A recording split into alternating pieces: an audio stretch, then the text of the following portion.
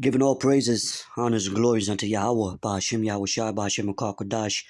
Double honors to the apostles and the elders of Great Millstone that told me this truth. And shalom to the elect, scattered through the four corners of the earth.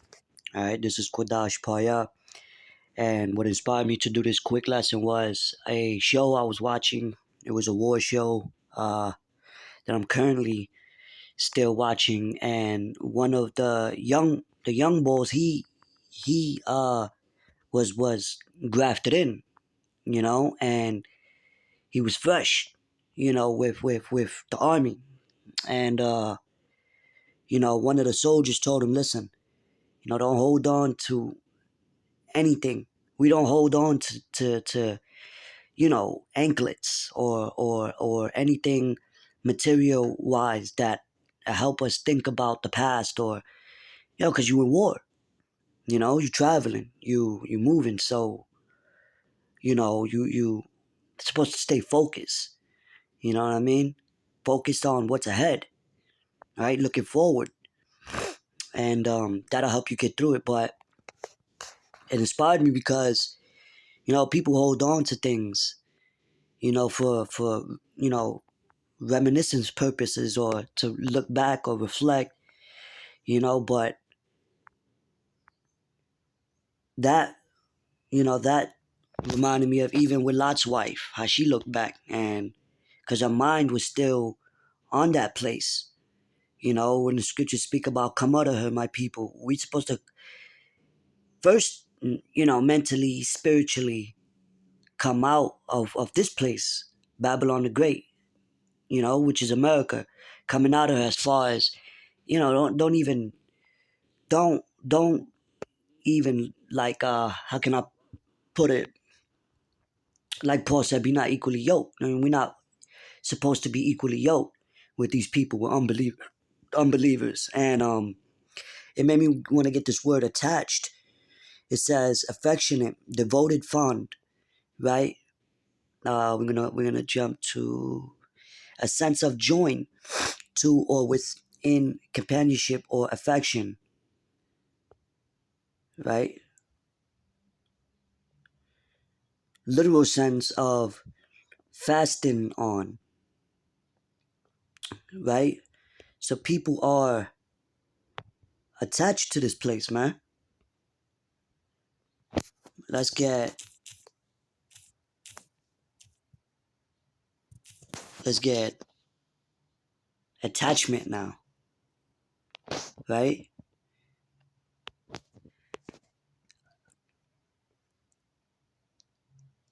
Arrest of a person or judicial warrant, and it says attachment. To attach, the words application to property, including later wages, right? In the 1590s, the meaning is sympathy, devotion, something that is attached to something else. So it mentioned arrest and what? We were in captivity. We were brought over here in cargo slave ships, where we're basically locked up as birds in cages, right? So I say that to say this, because we're supposed to be set apart from this world. That's what it means to be holy, to be separate, set apart, or even to be pure, in a place where it's spiritually and physically polluted. Let's read Philippians chapter 3, verse 13. Brethren, I count not myself to have apprehended, but this one thing I do, forgetting those things which are behind, and reaching forth unto those things which are before. And what's before? Well, the kingdom of heaven, which is already set up for us. See, the promises that Yahweh Shai gave to us, which is why in Ecclesiastes tells you better is the end of a thing than the beginning thereof, because that's the end of wickedness that we're heading to, the end of this kingdom, which is founded upon, bloodshed, rape, robbed, and murder. So let's get that word real quick. Apprehended. Yeah? Salakia.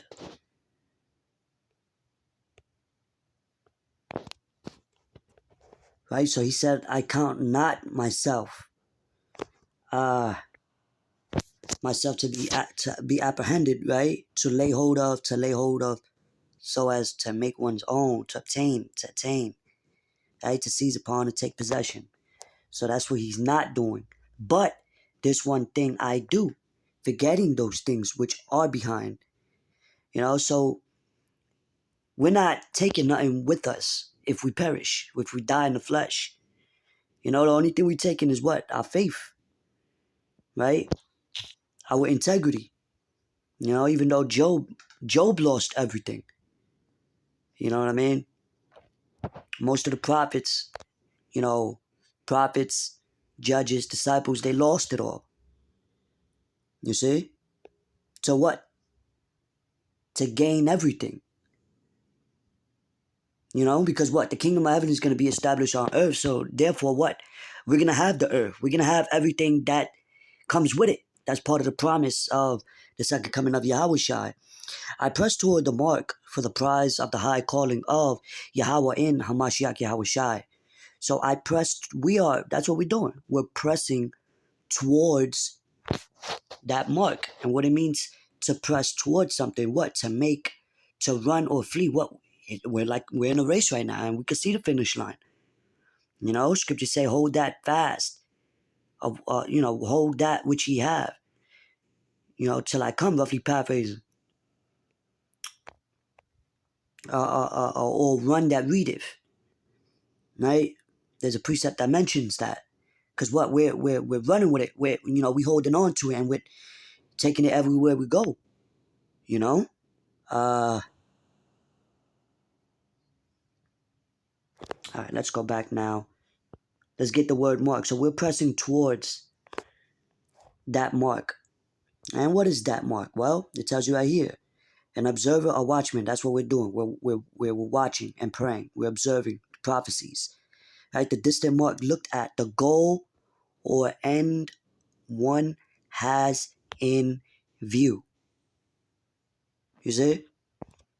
So that's what that word mark goes into in this particular verse. Right? Skapas. All right. Let's take a screenshot of this.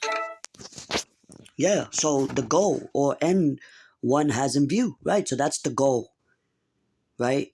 Did not Esdras say pray for fewer days? Yeah, and he saw the visions the Lord gave him of the latter days, which is when?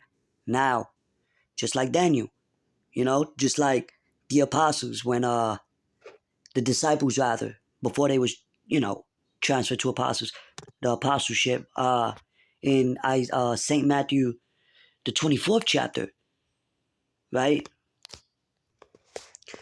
We can get that real quick, because also I believe it's in Timothy where it stated we look for a new kingdom, a new heaven or a new earth rather, wherein dwelleth righteousness, So we're here in the flesh, but mentally and spiritually, we with the Lord.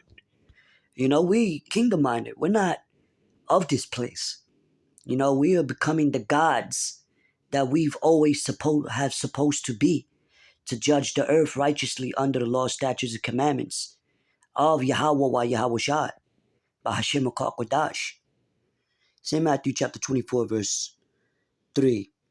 And as he sat upon the Mount of Olives, the disciples came unto him privately, saying, Tell us, when shall these things be, and what shall be the sign of thy coming, and of the end of the world?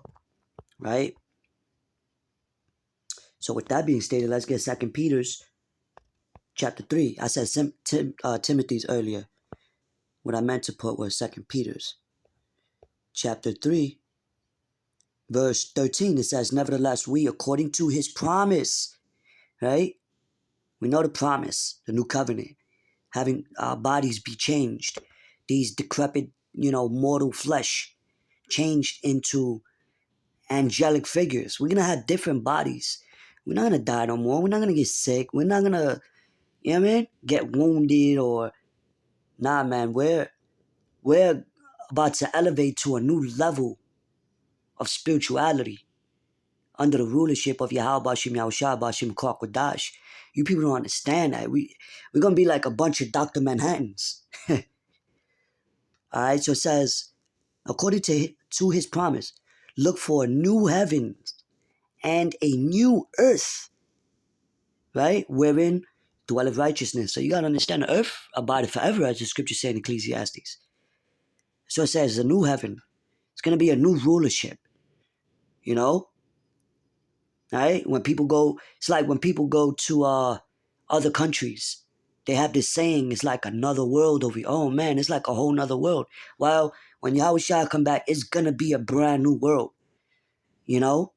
There's going to be a cleansing process to fire, cleansing wickedness upon this earth, you know? All wickedness and righteousness is going to be fully established on earth.